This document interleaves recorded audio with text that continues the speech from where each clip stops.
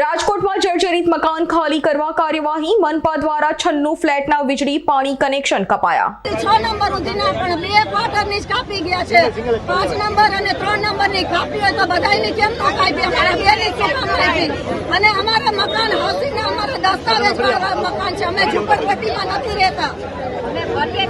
અમે મકાન વેરો ભરી છે પાણી વેરો ભરી છે તો એ તો અમે તમને કીધા વગર આપી જાય છે તો તમારા લાઇટ ને પાણી કેમ કટ કરી ગયા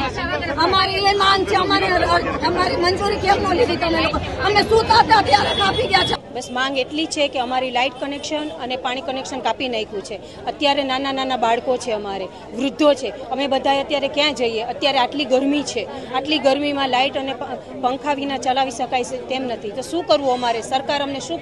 આપશે કારણ એ લોકો એમ કહે છે કે તમારા મકાન જર્જરિત થઈ ગયા છે હવે તમે ખાલી કરો પણ તાકીદે અત્યારે અમને કોઈ બી અગાઉ નોટિસ આપ્યા વિના એ લોકો અમારે નળ કનેક્શન કે લાઇટ કનેક્શન કાપી શકે નહીં છતાંય પણ આજે અમને જાણકારી વિના એ લોકોએ નોટિસ આપી હતી પણ લાઇટ કનેક્શન ને નળ કનેક્શન કાપી નાખશું એ નોટિસ નહોતી। અમારી તમામ માહિતીથી અપડેટ રહેવા માટે જોડાયેલા રહો S9 ન્યૂઝ સાથે।